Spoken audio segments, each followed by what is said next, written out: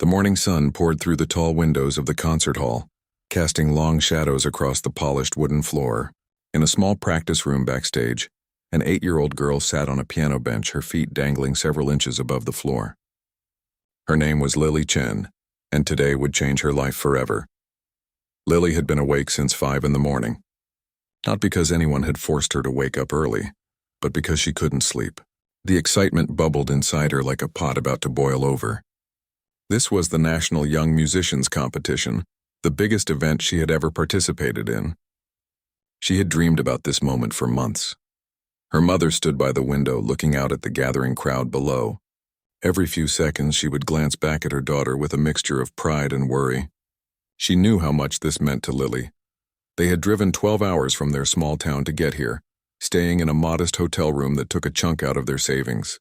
But seeing the determination in her daughter's eyes made every sacrifice worth it. Lily's father, a quiet man who taught music at the local high school, sat in a chair nearby. He was tuning a violin, even though he wouldn't be playing today. It was just something he did when he was nervous. The repetitive motion of adjusting the pegs and plucking the strings helped calm his mind. He had been teaching music for 20 years, but he had never encountered a talent like his daughter's. It both thrilled and terrified him. The story of how Lily discovered the piano was something her parents loved to tell. When she was just 3 years old, they had taken her to visit her grandmother. In the living room sat an old upright piano that hadn't been played in decades. While the adults talked over tea, little Lily wandered over to the instrument. She climbed onto the bench and began pressing keys. At first it was just random notes the way any curious child would explore, but then something remarkable happened. Lily's grandmother had been humming an old lullaby while she poured the tea. Without any instruction, without ever having touched a piano before, Lily began to play that same melody. Note for note, her tiny fingers found the right keys as if guided by some invisible force. The conversation in the room stopped. Everyone turned to stare at the small child creating music. From that day forward, there was no keeping Lily away from the piano. Her parents bought a second-hand keyboard, then saved up for a proper piano. They found her a teacher, Mrs. Rodriguez, an elderly woman who had once performed in symphony orchestras across Europe. Mrs. Rodriguez took one look at Lily's hands on the keys and called her a gift from heaven. By the time Lily was 6, she was playing pieces that students twice her age struggled with. Chopin's beautiful nocturnes flowed from her fingers like water from a stream. Mozart's playful sonatas made her giggle with joy as she played. Her parents entered her in a local competition, not expecting much. She won first place, then another competition, another first place. By age 7, she had a shelf full of trophies and medals, but success brought its own challenges. Some people whispered that her parents were pushing her too hard. Other kids at school didn't understand why she spent hours practicing instead of playing outside. There were moments when Lily wondered if she was normal, if she was missing out on something. But every time she sat at the piano, those doubts melted away. The piano wasn't work for her. It was like breathing. It was who she was.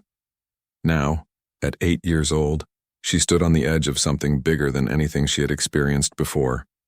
The National Young Musicians Competition attracted the best young talents from across the country. Some of the competitors were 17, 18 years old. They had been training at prestigious music schools. They had professional coaches and years of formal education. Lily was the youngest competitor by almost 4 years. The backstage area buzzed with activity. Violinists practiced scales and corners. A cellist tuned her instrument with intense concentration. A group of older teenagers huddled together, comparing notes and trying to calm each other's nerves. Lily watched them all with wide eyes. She felt small in this world of serious musicians. Her simple blue dress suddenly seemed too plain compared to the elegant gowns and suits the others wore. A competition assistant appeared at the door, clipboard in hand. She began calling names, directing performers to their waiting areas. The format would be different this year, she explained. Usually, competitors performed pieces they had been preparing for months. But this year, the judges wanted to test true musical ability. There would be a sight-reading challenge. Lily's mother gasped softly. Sight reading meant performing a piece of music you had never seen before, with little to no preparation. It was one of the hardest skills in music. Even experienced musicians found it challenging. The other competitors looked nervous, whispering among themselves, but Lily felt a strange calmness wash over her. Sight reading had always been one of her strengths. Mrs. Rodriguez used to say that Lily read music the way other people read books. Once, during a lesson, her teacher had tested her by placing a completely new piece in front of her. Lily had studied it for a few moments, then played it almost perfectly on the first try. Mrs. Rodriguez had tears in her eyes that day. The panel of judges for this competition was legendary. There was Dr. Viktor Petrov, a famous Russian pianist known for being incredibly strict. He had trained some of the world's greatest musicians, but he was also known for making students cry with his harsh criticism. There was Professor Lin, a composition expert from a top music university, and 3 other distinguished musicians whose names alone commanded respect in the classical music world.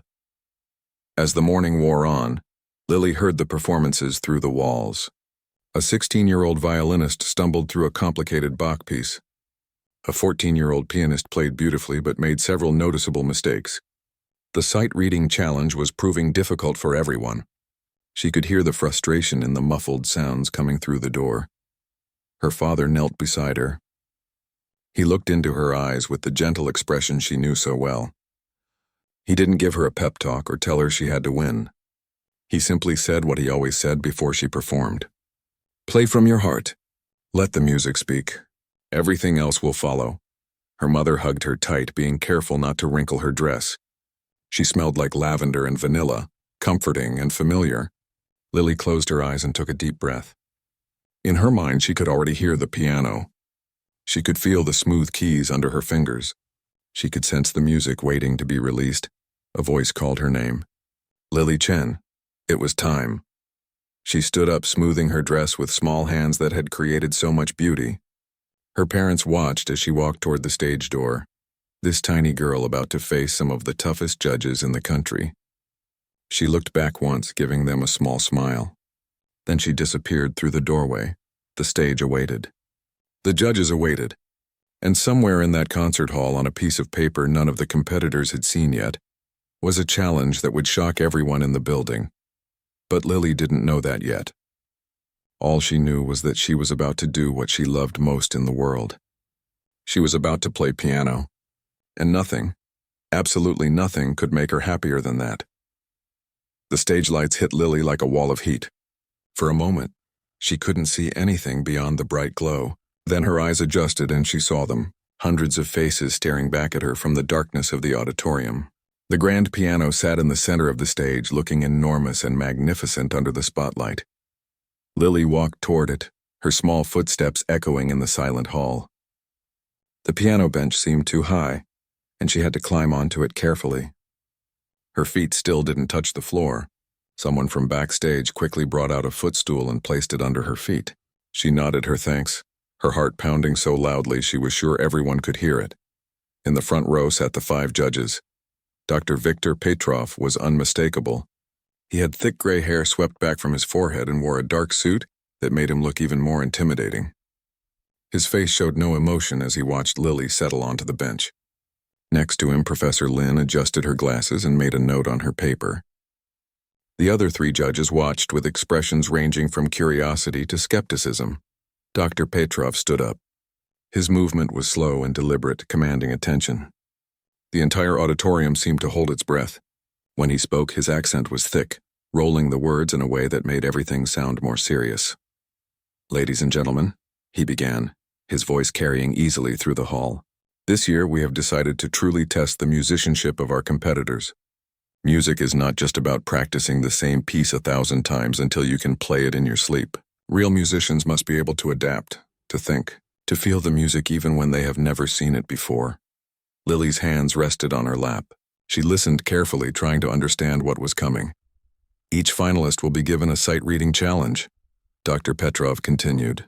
"A piece of music they have never encountered. They will have time to study it, and then they will perform.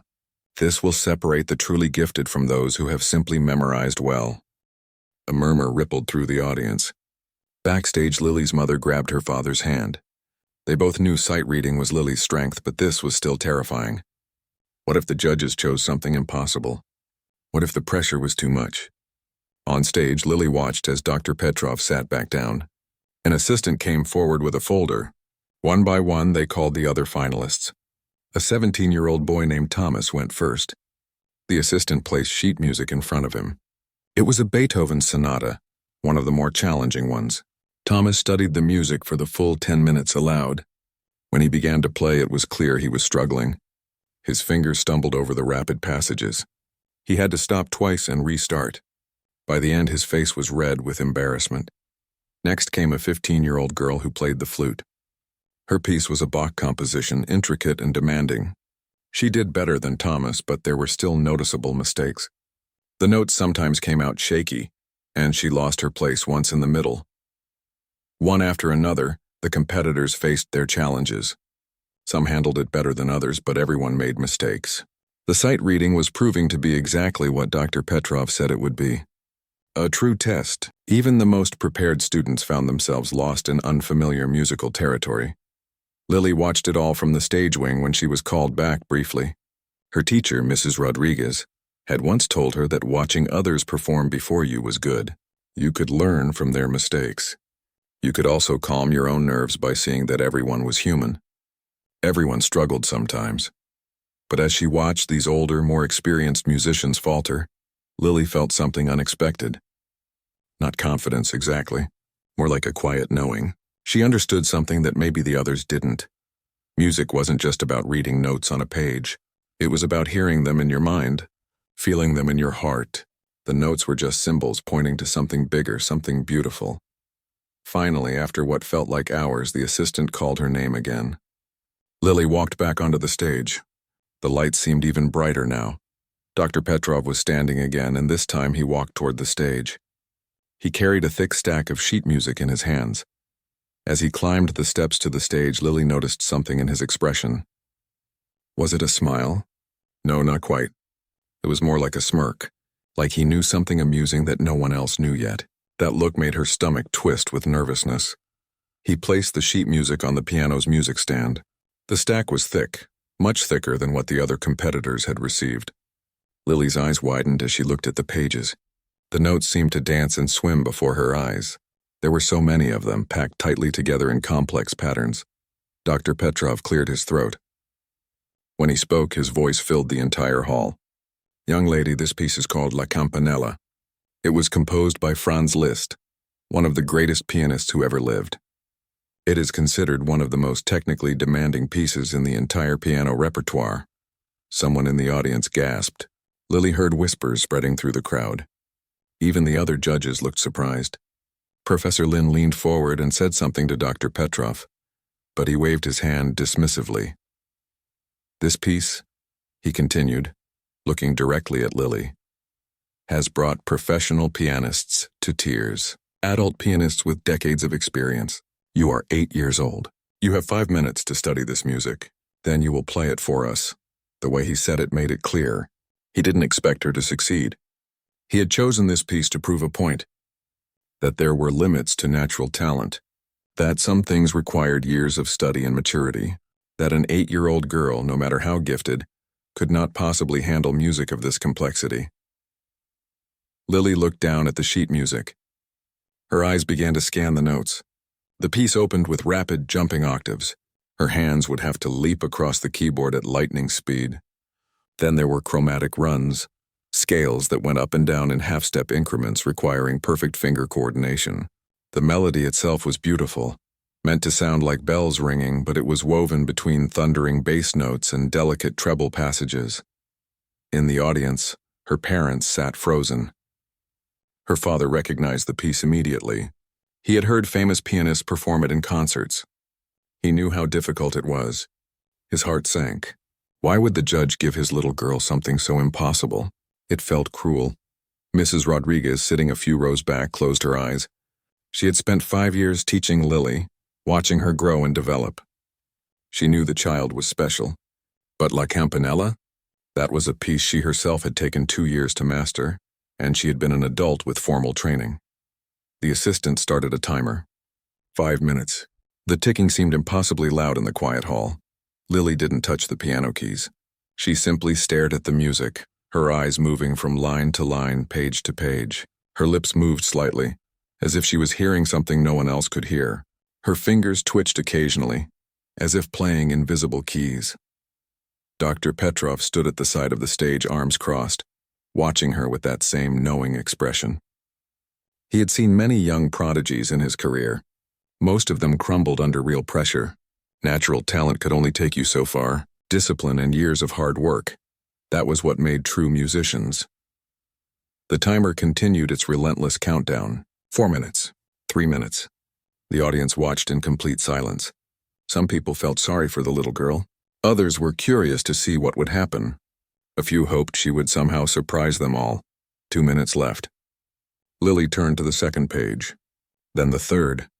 Her expression never changed. She looked calm, almost peaceful, as if she was reading a bedtime story instead of one of the most difficult piano compositions ever written. 1 minute, 30 seconds, 15 seconds, the timer buzzed. 5 minutes had passed. Dr. Petrov stepped forward, his hand raised to signal that time was up.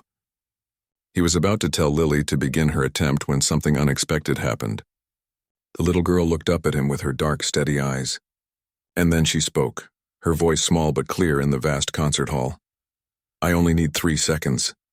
The entire auditorium seemed to freeze. Dr. Petrov's raised hand stopped in midair. The other judges looked at each other in confusion. In the audience, Lily's mother grabbed her husband's arm so tightly her knuckles turned white. Had they heard correctly? Had this 8-year-old child just said she only needed 3 seconds? Dr. Petrov's expression changed. The smirk was gone. Now he looked stunned, maybe even slightly offended. "What did you say?" he asked. Lily kept her eyes on him. "I only need 3 seconds, she repeated. 3 seconds to get ready. Then I can play it." The whispers in the audience grew louder. Someone laughed nervously. This was impossible. This was absurd. The child must not understand what she was saying. But Lily's face showed no doubt. No fear. Just that same peaceful calm. Dr. Petrov stared at her for a long moment. Then slowly he nodded. "Very well," he said, his voice tight. "You may have your 3 seconds." Lily turned back to the piano. She placed her small hands over the keys without touching them. She closed her eyes, and in the silent concert hall everyone watched as she took 3 long, slow breaths. 1, 2, 3. Then her fingers moved, and what happened next would be talked about for years to come. The first notes exploded from the piano like fireworks. Lily's small fingers flew across the keys with a speed that seemed impossible for human hands. The opening passage of La Campanella, those rapid octave jumps that professional pianists spent months perfecting, poured out of her like water from a broken dam. The audience gasped collectively. Several people leaned forward in their seats, unable to believe what they were seeing. Dr. Petrov's mouth fell open slightly. He took a step closer to the piano, his eyes fixed on Lily's hands. The piece was called La Campanella, which meant the little bell in Italian. Liszt had written it to sound like bells ringing across a valley. But it wasn't just pretty sounds. Hidden within the melody were technical challenges that could break even the most skilled pianists. Lightning-fast chromatic runs, enormous leaps across the keyboard, delicate high notes that had to be played perfectly while the left hand thundered in the bass. Lily played it all. Not just correctly, but beautifully. Her tiny body swayed with the music, moving with a natural rhythm that couldn't be taught. When the melody soared high, reaching those bell-like notes in the upper register, her face lit up with joy. When the bass notes rumbled like distant thunder, her shoulders dropped and her whole body seemed to sink into the music. In the audience, her father had tears streaming down his face. He wasn't even trying to hide them. He had heard his daughter play hundreds of times. He had watched her perform pieces that amazed him. But this was different. This was beyond anything he had imagined possible. His wife sat next to him, her hand covering her mouth, her eyes wide with wonder. Mrs. Rodriguez, the elderly teacher who had guided Lily for 5 years, was shaking her head slowly. Not in disbelief, but in awe. She had known this child was special from the very first lesson. But even she had never seen anything like this. Lily wasn't just reading the music and playing it. She was understanding it, feeling it, making it her own. The piece continued, getting more and more complex. There was a section in the middle where both hands had to play rapid passages at the same time, moving in opposite directions. Most pianists had to slow down here, taking it carefully to avoid mistakes. Lily didn't slow down at all. If anything, she played faster, her confidence growing with every measure. Dr. Petrov moved even closer. He was now standing just a few feet from the piano, watching Lily's hands with intense concentration. He was looking for something, any sign that she had secretly practiced this piece, any hint that this was memorized rather than sight-read. But there was nothing. Her eyes occasionally glanced at the sheet music, following along, but mostly she seemed to be playing from some deep internal understanding. The other judges were on their feet now too. Professor Lin had taken off her glasses and was cleaning them nervously, as if she couldn't trust what she was seeing. The judge sitting next to her, a famous cellist named Mr. Washington, was recording the performance on his phone, his hands trembling slightly. About halfway through the piece, something remarkable happened. Lily reached a particularly beautiful passage, a delicate melody that floated above gentle arpeggios. For just a moment she changed something. The sheet music indicated a specific rhythm, but Lily played it slightly differently. She added a small pause, a breath in the music that wasn't written on the page. It was subtle, almost imperceptible, but it made the melody even more beautiful, more emotional. This wasn't just technical mastery. This was artistry. This was a child who didn't just understand the notes but understood the feelings behind them. She was interpreting the music, making creative choices that showed deep musical maturity. The audience was completely silent except for the music. No one coughed. No one shifted in their seats. No one even seemed to breathe. They were witnessing something they knew they would remember for the rest of their lives. The piece built toward its climax. The tempo increased. The notes came faster and faster. Lily's hands became a blur of motion across the keyboard. Her foot pressed the sustain pedal at exactly the right moments, letting some notes ring out while keeping others short and crisp. Every technical element was perfect.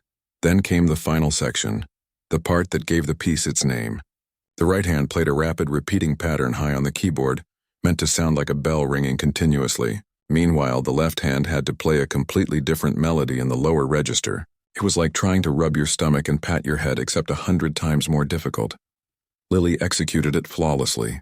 The bell pattern rang out clear and bright, never faltering, while her left hand sang its own melody beneath. Her small body rocked back and forth, completely absorbed in the music. She wasn't thinking anymore. She wasn't calculating or worrying. She was just playing, just being, just living in this moment where nothing existed except her and the piano and the music flowing between them. The final measures approached. The piece ended with a series of rapid descending scales followed by triumphant chords. Lily's hands raced down the keyboard in a glittering cascade of notes. Then she struck the final chord with a force that surprised everyone. For such a small child, the sound she produced was enormous, powerful, filling every corner of the concert hall. The last note rang out, sustained by the pedal, slowly fading into silence. Lily lifted her hands from the keys. She sat very still for a moment as if waking from a dream. Then she turned to look at Dr. Petrov, her expression uncertain, almost childlike again. It was as if she had traveled somewhere far away during the performance and was now returning to find herself on this stage, with all these people staring at her. For 3 full seconds there was absolute silence, complete stillness. No one moved. No one breathed. Then the concert hall erupted. The audience leaped to their feet. The applause was deafening, like thunder rolling through the building. People were shouting, cheering, some even crying. Strangers hugged each other. Parents held their own children closer, amazed by what a child could accomplish. Lily's parents pushed through the crowd, rushing toward the stage. Her mother was openly sobbing now, tears of joy and pride and overwhelming emotion. Her father's face was red, his eyes shining. They reached the stage steps just as Lily climbed down from the piano bench. Mrs. Rodriguez was right behind them. The elderly teacher embraced her student, whispering words that no one else could hear. Words about dreams coming true, about gifts being shared with the world, about how proud she was. But on the stage, something else was happening, something that would matter even more than the applause. Dr. Petrov stood frozen, still staring at the piano. His face had gone pale. The other judges gathered around him, speaking urgently in low voices. Professor Lin was shaking her head, her expression troubled. Mr. Washington kept looking at his phone, replaying the video he had captured. "It's impossible," Dr. Petrov was saying, his accent thick with emotion. No one can do that. Not after 3 seconds. Not after 5 minutes. Not after 5 days of practice. That piece takes months to learn. Years to master. Professor Lin adjusted her glasses nervously. Victor, we all saw it. We all heard it. The child is genuine. She's a prodigy. Prodigy or not, Dr. Petrov said sharply, turning to face the other judges. Something is wrong here. The parents must have known. They must have told her what piece would be chosen. She must have practiced it secretly. There's no other explanation. But you chose the piece yourself, another judge pointed out, only minutes before you gave it to her. How could anyone have known? Dr. Petrov's jaw tightened. I don't know, but I know what's possible and what's impossible, and what we just saw was impossible. The celebration in the audience continued, but backstage a different kind of drama was unfolding. The judges were arguing. Their voices rose and fell, urgent and heated. Dr. Petrov was insisting on an investigation. Professor Lin was defending Lily, saying they had witnessed something extraordinary and should celebrate it, not question it. Lily, surrounded by her crying parents and beaming teacher, had no idea what was happening. She didn't know that her performance, the greatest moment of her young life, was about to become a controversy. She didn't know that the judges were doubting her. She didn't understand that sometimes when people see something that challenges everything they believe, their first instinct isn't wonder, it's suspicion. She just smiled up at her parents, happy because they were happy. Happy because she had played well. Happy because she had done what she loved most in the world. But in a few minutes, an assistant would come to find her family. They would be asked to wait. The judges needed time to deliberate, time to discuss, time to decide whether to believe their own eyes and ears, or to trust their doubts instead. The celebration in the concert hall continued, but for Lily and her family, the hardest part was just beginning. Because proving you're talented is one thing. Proving you're not a fraud is something else entirely.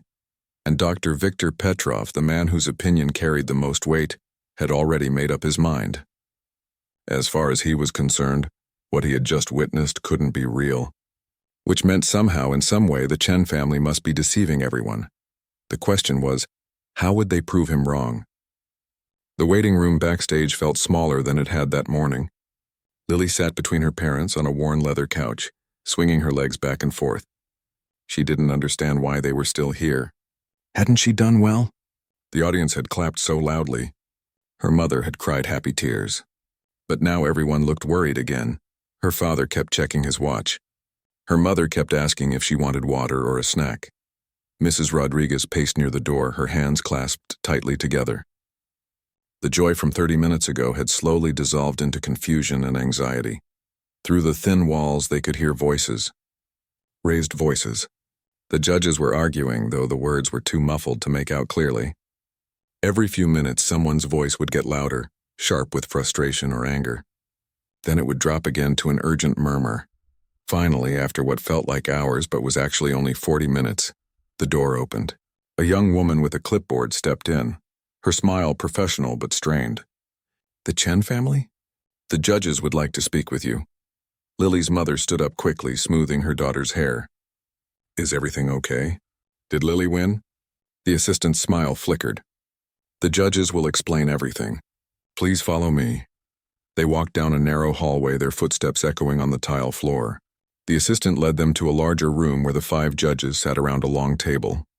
Dr. Petrov sat in the center, his expression stern and unreadable. Professor Lin sat to his right, looking uncomfortable.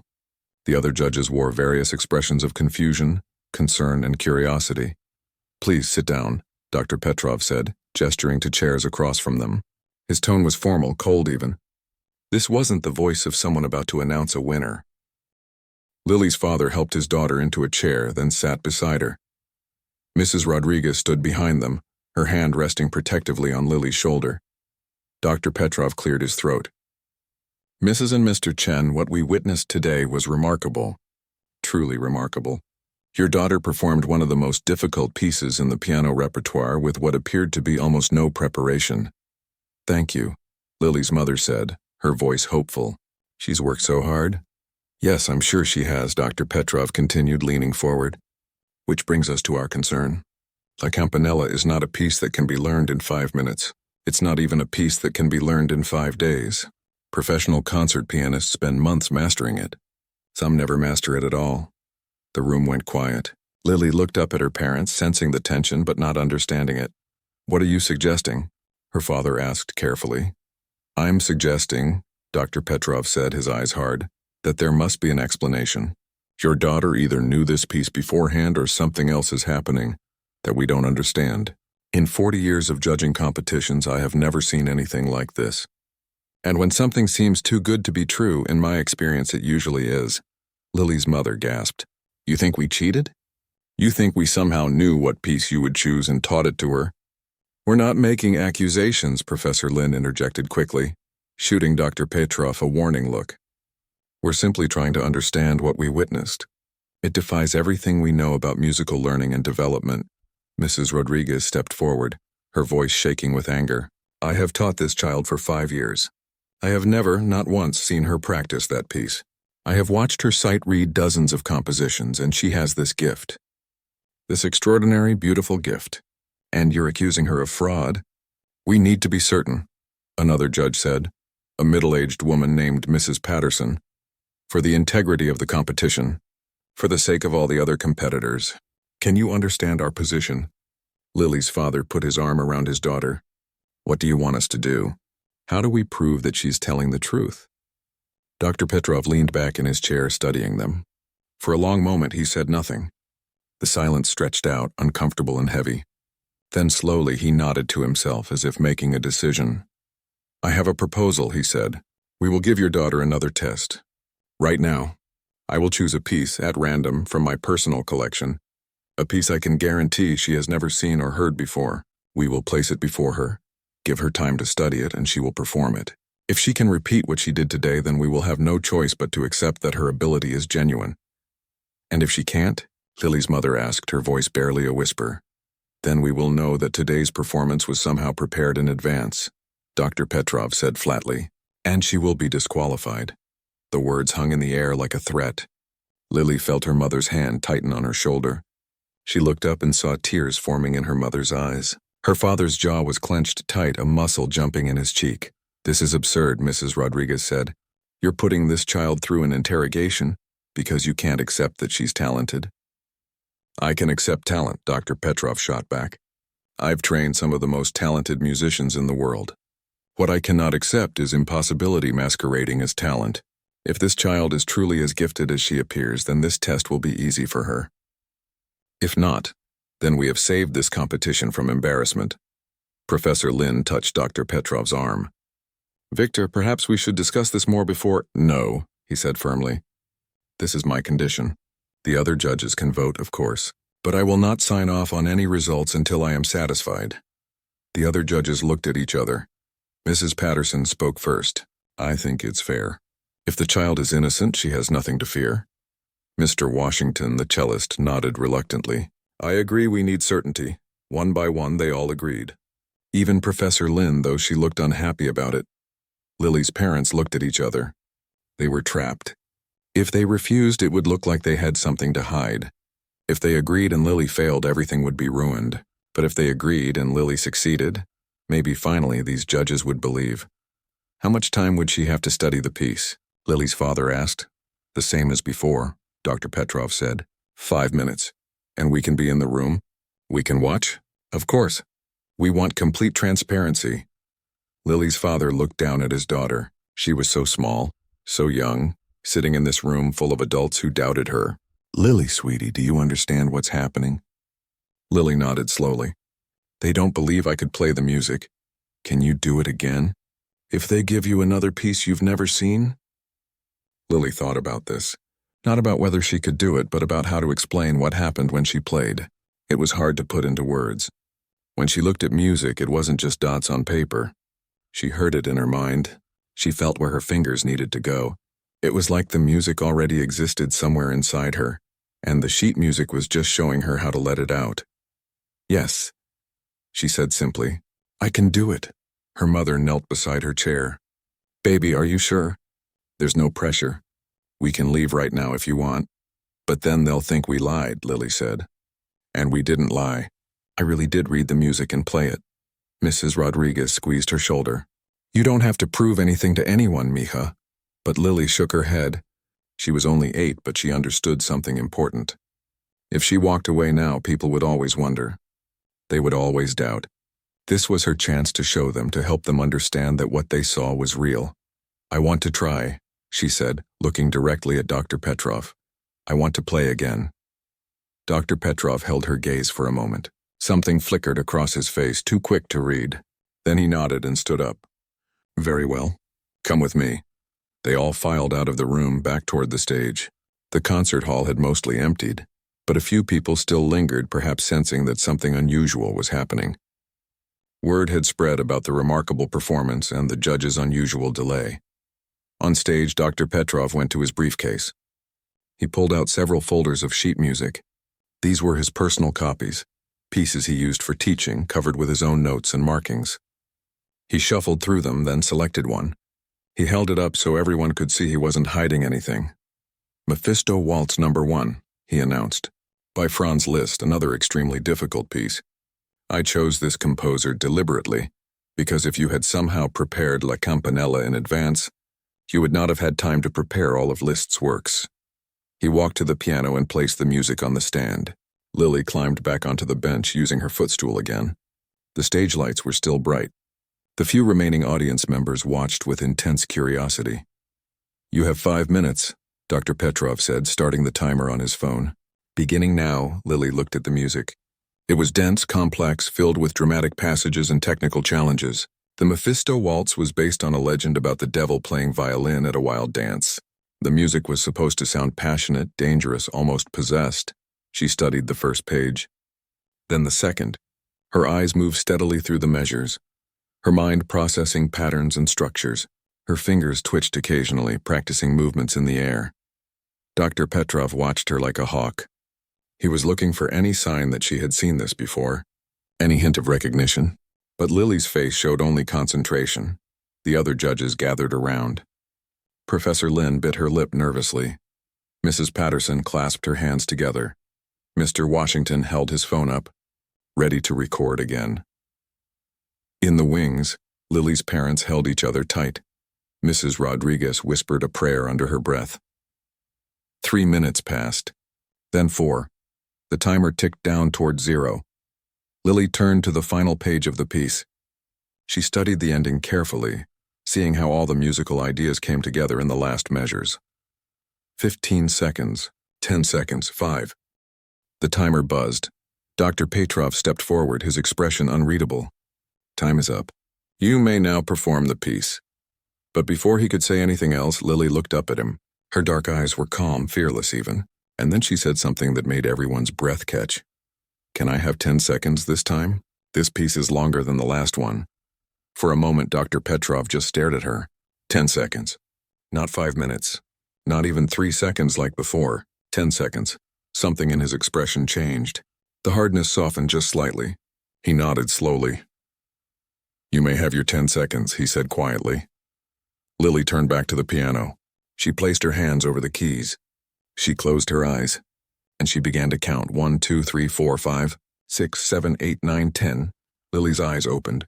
Her hands dropped to the keys, and the music began. The Mephisto Waltz burst forth with wild, dancing energy. Where La Campanella had been bells and light, this piece was fire and shadows. It was passionate, dangerous, seductive.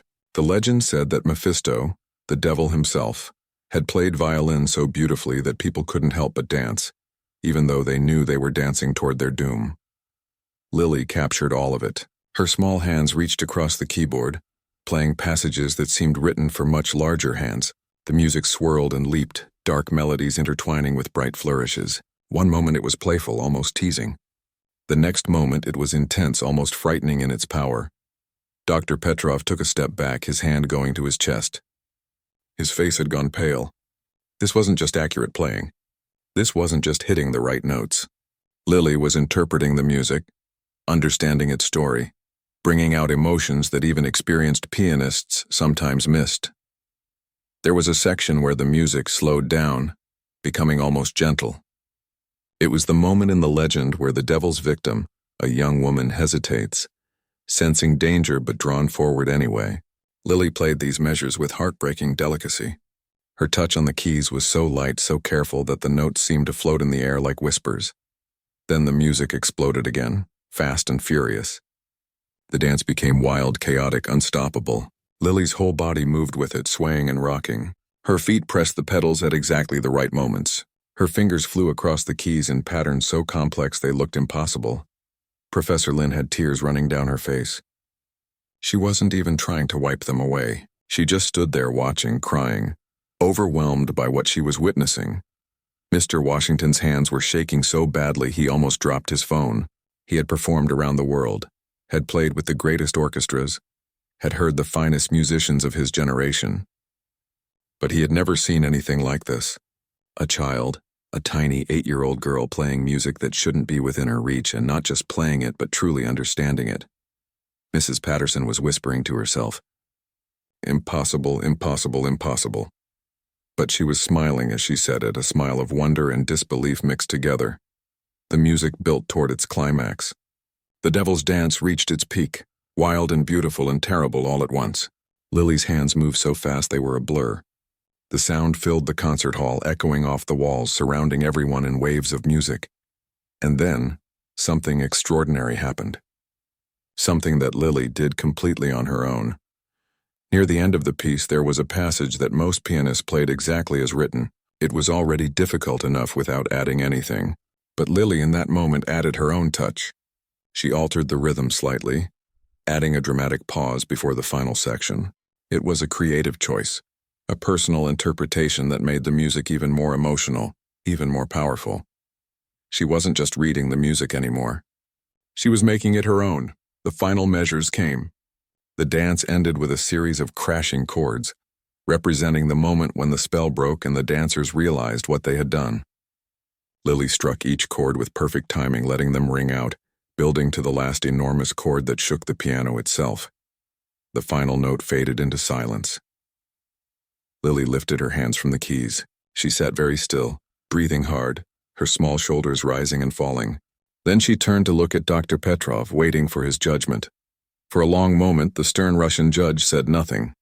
He just stared at her, his expression impossible to read.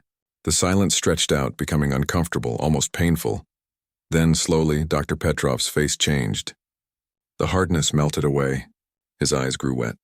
And to everyone's absolute shock, he began to smile. Not a small smile. A huge, genuine smile that transformed his entire face. He walked toward the piano. Lily tensed, not sure what was happening. But when Dr. Petrov reached her, he did something no one expected. He dropped to one knee beside the piano bench, bringing himself to her eye level. His stern facade was completely gone now. He looked like a different person. "Child," he said, his voice thick with emotion, his accent even stronger than usual, "I must apologize to you. I have been teaching music for 40 years. I thought I had seen everything. I thought I understood what was possible and what was not possible. You have shown me that I was wrong." He reached out and gently took one of her small hands in both of his larger ones. "What you have is not just talent. It is not just skill. What you have is a gift that comes perhaps once in a generation, maybe once in a century. You do not just read music. You understand it. You feel it. You live it." Lily's eyes were wide. "So I did it right?" Dr. Petrov laughed, a sound that surprised everyone because they had never heard him laugh before. "Right? My dear child, you did more than right. You did something miraculous." He stood up and turned to face the other judges. His voice rang out clearly. "I was wrong to doubt. I was wrong to question. This child is genuine. Everything we witness today is real.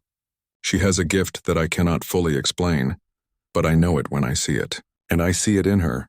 Professor Lin rushed forward, embracing Lily carefully. "You were wonderful, sweetheart. Absolutely wonderful." The other judges crowded around, all talking at once, apologizing, praising, trying to understand. They asked Lily how she did it, how she learned music so quickly. Lily tried to explain, though she struggled to find the words. "When I look at the music, I hear it in my head, like it's already playing, and my fingers just know where to go. It's like the music shows me." Dr. Petrov nodded thoughtfully. "Photographic musical memory combined with extraordinary physical ability. Your mind captures the music instantly, understands its structure, its patterns, and your body translates that understanding into movement. It is extraordinary. In the wings, Lily's parents were holding each other and crying. Mrs. Rodriguez was crying too, laughing and crying at the same time, overwhelmed with joy and relief. Dr. Petrov raised his hand for silence.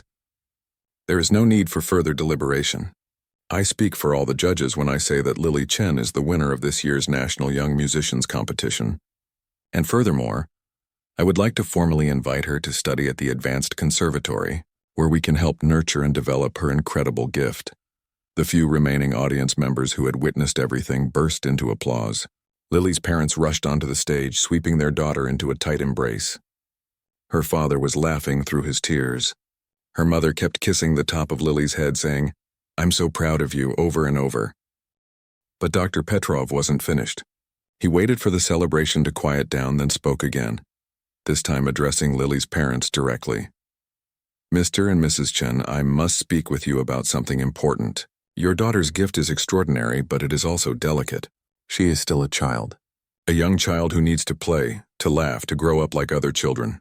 He glanced at Lily, his expression serious but kind. "I have seen too many prodigies pushed too hard, too fast. They burn out. They learn to hate the very thing that makes them special. Please, I beg you, do not let this happen to your daughter." Lily's father nodded firmly. "We've already talked about this as a family. Music will always be part of Lily's life, but it won't be her whole life. She'll go to regular school. She'll play with friends. She'll have a childhood." "Good," Dr. Petrov said, relief clear in his voice. "Then I will help however I can. I will connect you with teachers who understand how to work with gifted children. I will make sure she has opportunities to perform when she wants to, but never pressure to perform when she doesn't." Over the following weeks, news of Lily's performance spread across the country. Videos that Mr. Washington had recorded went viral online. Millions of people watched the 8-year-old girl play impossible music with seemingly no preparation. News channels wanted interviews. Concert halls wanted to book her. Record companies called with offers. But Lily's parents remembered Dr. Petrov's warning. They said no to most requests. Yes, Lily would continue to study music. Yes, she would perform occasionally at special events. But she would also attend regular third-grade classes. She would play soccer at recess. She would have sleepovers with friends. She would watch cartoons and eat ice cream and be a kid. 3 months after the competition, there was a small concert at the local community center. Lily performed 3 pieces, including La Campanella. The audience was mostly neighbors and friends, people from their town who had known Lily since she was a baby. There were no judges, no cameras, no pressure. After the concert, a little girl about Lily's age came up to her shyly. "That was really pretty," she said. "Can you teach me to play piano?" Lily's face lit up with a huge smile. "Sure, it's really fun. You just have to listen to the music in your heart." Mrs. Rodriguez, watching from nearby, felt her eyes fill with tears again. This was what mattered. Not the trophies or the fame or the recognition, just a child who loved music and wanted to share that love with others. Dr. Petrov traveled from the city to attend that small concert. He sat in the back row watching carefully. After the performance, he approached Lily's parents. "You are doing this right," he told them.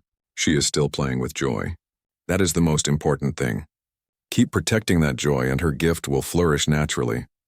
Years later, people would still talk about the day an 8-year-old girl played La Campanella after 3 seconds of preparation.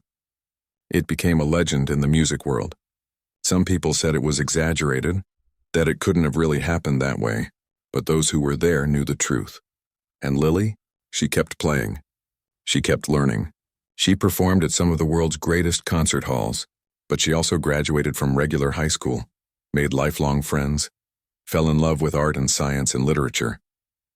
Music was her gift, but it wasn't her prison. On the day of her high school graduation, Dr. Petrov sent her a letter. It was short and simple. "You proved me wrong once. You taught an old man that impossible things can be real. Thank you for that gift. Never stop making music, but never let music stop you from living, with admiration and respect." Lily kept that letter in her piano bench. On hard days when the pressure felt too heavy or the expectations too high, she would read it and remember. Remember that her gift wasn't a burden to carry. It was a joy to share, and that made all the difference.